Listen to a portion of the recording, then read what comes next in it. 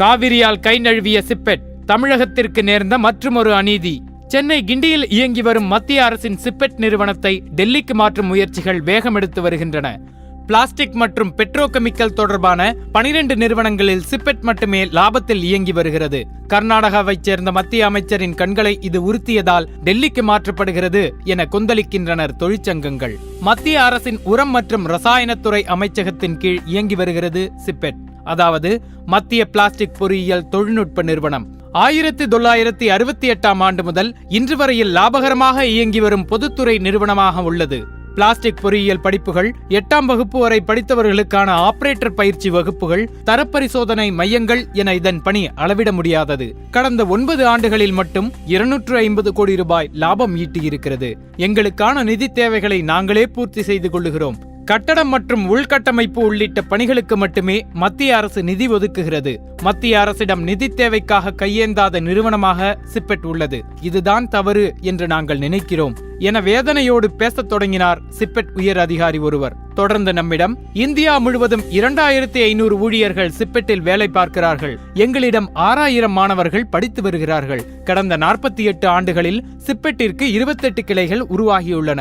இவை அனைத்திற்கும் தலைமையிடமாக சென்னை திகழ்கிறது. எங்களால் சிறு தொழில் நிறுவனங்கள் அதிக லாபம் அடைகின்றன.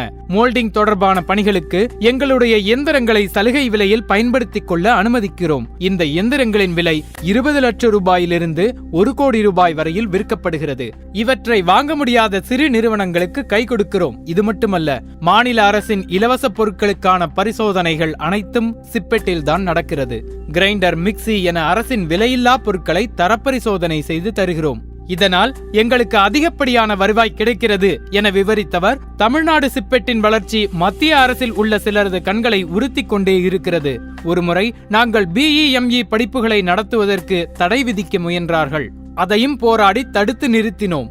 தற்போது நிலைமை கைமீறி போய்க் கொண்டிருக்கிறது. இதற்கு காரணம் மத்திய உரத்துறை அமைச்சராக இருக்கும் கர்நாடக மாநிலத்தைச் சேர்ந்த அனந்தகுமார் தான். சில மாதங்களுக்கு முன்பு டெல்லிக்கு சிப்பெட் மாற்றப்படும் என்ற பேச்சு வந்தபோது தொழிற்சங்கங்கள் ஒன்று திரண்டு குரல் கொடுத்தன. உடனே அமைச்சரும் முடிவை மாற்றிக்கொண்டார். அடுத்த சில வாரங்களில் காவிரி விவகாரத்தால் கொந்தளிப்பு ஏற்பட்டது. இதையடுத்தே தமிழ்நாட்டில் சிப்பெட் இருக்கவே கூடாது என அமைச்சர் ஒப்புதல் கொடுத்து விட்டார். தமிழக அரசியல் கட்சிகள் ஒன்று திரண்டு போராடினால் மட்டுமே நம்முடைய சிப்பெட் நமது கையை விட்டு போகாது என்றார் ஆதங்கத்துடன். இன்று ஜெர்மனி நாட்டிற்கு பயணம் மேற்கொள்ள இருக்கிறார் மத்திய அமைச்சர் அனந்தகுமார். அவருடன் சிப்பெட்டின் இயக்குனர் ஜெனரல் SK நாயக்கும் செல்கிறார். இந்த பயணத்தில் அமைச்சர் எடுத்த முடிவை மாற்ற முயற்சி செய்கிறேன் என சிப்பெட் ஊழியர்களுக்கு உறுதியளித்துவிட்டு சென்றிருக்கிறார்.